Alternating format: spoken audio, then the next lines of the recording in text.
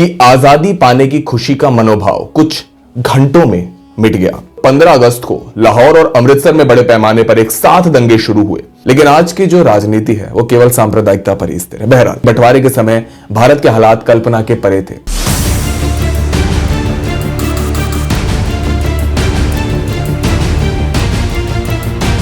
नमस्कार आप सभी को दोस्तों, मैं हूं आपके साथ मिहिर जैन और आज मेरे साथ है कैमरामैन उमर अंसारी। जब भारत आजाद हुआ तो प्रत्येक हिंदुस्तानी एक खुले गगन, एक उन्मुक्त हिंदुस्तान की ताजा हवा में सांस ले रहा था, जहां हर ओर खुशहाली और लहराते तिरंगे थे। लेकिन क्या वास्तविकता में यह हकीकत थी? सर्वपल्ली गोपाल अपनी किताब जवाहरलाल नेहरू एक जीवनी में लिखते हैं कि आजादी पाने की खुशी का मनोभाव कुछ घंटों में मिट गया। मार्च 1947 में पश्चिमी पाकिस्तान में हुए सांप्रदायिक दंगों में जो मुसलमान नहीं थे वे भारत में शरणार्थी की तरह आने लगे। मुस्लिम लीग जहां नहीं थी उन प्रदेशों में सरकार और प्रशासन को पूरी तरह नष्ट करने पर वे अफसर तुले हुए थे, जो सांप्रदायिक तनावों को और बढ़ावा दे रहे थे। मगर भारत सरकार, कांग्रेस और मुस्लिम लीग के नेताओं ने यह जो भीषण शोकांत नाट्य घटित होने जा रहा था उसके बढ़ते कारणों की ओर कोई ध्यान नहीं दिया। शायद यही कारण था इतने बड़े रक्तपात का। इसलिए जब 15 अगस्त को लाहौर और अमृतसर में बड़े पैमाने पर एक साथ दंगे शुरू हुए, दोनों तरफ की सीमाओं पर बसे इन बड़े शहरों से वे दंगे शुरू होकर पश्चिम और पूर्व पंजाब की ओर फैले और दिल्ली तक आ पहुंचे। सब ओर प्रतिक्रिया आश्चर्य और बेबसी की थी। कुछ हफ्तों बाद बहुत बड़ी संख्या में लोग मारे गए और इन हत्याओं के साथ साथ 50 से 60 लाख लोगों का दोनों ओर खून और अपहरण किया गया। सीमा की सेना जो सिर्फ 23,000 थी, नाकाफी साबित हुई। वो स्थिति को संभाल ही नहीं सके। इतना ही नहीं, सेना खुद डर गई, हिम्मत हार गई और उस सेना के कुछ सदस्यों ने तो दोनों ओर के उस हत्याकांड में खुद हिस्सा भी लिया। पहले दंगे किसने कराए, इस बात की खोजबीन करने से कुछ हासिल नहीं होने वाला और शायद इस तफ्तीश का कोई मतलब भी ना हो।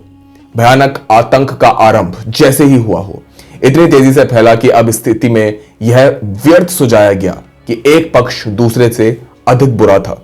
नेहरू अनथक रूप से दिल्ली में घूम रहे थे। डरे हुए मुस्लिम परिवारों को वे अपना व्यक्तिगत संरक्षण दे रहे थे और कई बार उन्मत्त कट्टर दंगाइयों की भीड़ में कूद पड़े, उन्हें डांटते और कभी कभी उन्हें शांत करने के लिए भी उन्हें मारते। जी हां, हो सकता है इनमें से कुछ आरएसएस के भी लोग हो। सार्वजनिक शांति की रक्षा करने से भी अधिक महत्वपूर्ण था डर के मारे पैदा हुआ उन्माद जो भारतीय जनता में फैला था। उस भूत को उतारना, उस उन्माद के भूत को। पूरे उत्तर भारत में नेहरू ने सभाओं को संबोधित किया और बार बार रेडियो पर प्रसारित भाषणों में कहा कि हमें एक ऐसा हिंदुस्तान बनाना है जहां कोई भी नागरिक अपने धर्म के कारण असुरक्षित अनुभव नहीं करेगा। धर्मनिरपेक्षता, जो कि कांग्रेस का सदा से सिद्धांत रही थी, अब घटनाओं की बाध्यता के कारण और भी आवश्यक बन गई थी। हर इंसान प्रतिशोध और बदले की भावना से सोचता था, मगर सरकार प्रतिशोध की अपनी इस नीति को नहीं बना सकती थी। अगर भारत की जनता ने बदला नहीं लिया था तो भारतीय फौजें बजाय भीड़ की हिंसा रोककर भारत में अस्पतालों में सुरक्षा कायम करने के वहां अल्पसंख्यकों की रक्षा के लिए पाकिस्तान में मार्च करती हुई जाती। मुसलमानों का कत्ल करना एक सिर्फ व्यक्तिगत नीचता और सांप्रदायिक कट्टरता का ही मामला नहीं था। उससे भारत की प्रतिष्ठा और सरकार की साख ही नहीं नष्ट होती थी, मगर स्वतंत्रता संग्राम को प्रेरणा देने वाला जो गांधी जी का दर्शन था वो भी उसमें चूर चूर हो सकता था। फांसीवादी ताकतों को बढ़ावा देकर प्रजातंत्र और स्वतंत्रता की शक्तियों को कमजोर करना था। नेहरू इस तूफान में एक चुनौती भरे व्यक्ति की तरह काम करते रहे। वे फिर भी गांधी जी के निकट खिंचे और उन पर उन्होंने अधिक निर्भरता दिखाई। सत्तांतर के 2 बरस पहले इतनी निर्भरता नहीं थी। गांधी 7 सितंबर को फिर दिल्ली आ गए। उन्होंने अल्पसंख्यकों के संरक्षण के लिए नेहरू के प्रयत्नों को पूरा समर्थन दिया। जी हां, नेहरू गांधी की प्रतिहिंसा ना करने, पुराने आदर्शों पर चलने और भारतीय मत के हर स्तर पर जो संकीर्णता बढ़ती जा रही थी उसका विरोध करने की नीति पर चल रहे थे। परंतु गांधी जी प्रधानमंत्री के प्रशासन के प्रमुख के नाते भूमिका में भी कोई शक्ति नहीं दे पा रहे थे और इस मामले में नेहरू ने माउंटबेटन की सेवाएं ली। यद्यपि वह एक संवैधानिक मुखिया मात्र थे, अब प्रशासन और प्रबंध के सवाल बड़ी तेजी से उभरने लगे। हत्याएं रोकनी थी, इन शरणार्थियों के कैंप स्थापित करने थे, उनके लिए चिकित्सा सेवाएं और अस्पताल बनाने थे। उनसे लगाकर पाकिस्तान से व्यापक संबंधों तक बहुत से सवाल थे। लेकिन आज की जो राजनीति है वो केवल सांप्रदायिकता पर ही स्थिर है। बहरहाल नेहरू का विश्वास था कि अस्त्र का विभाजन एक तत्कालिक थोड़े दिन टिकने वाला राजनीतिक समाधान था, जो कि सांस्कृतिक संबंधों की निकटता और आर्थिक बाध्यताओं से ऊपर उठकर किसी भी सूरत में नहीं था। सो भारत सरकार ने पाकिस्तान को किसी तरह नुकसान पहुंचाने वाली बातों से अपने को शुरू से ही अंत तक बचाए रखा। उसे अपना दुश्मन कभी भी नहीं समझा।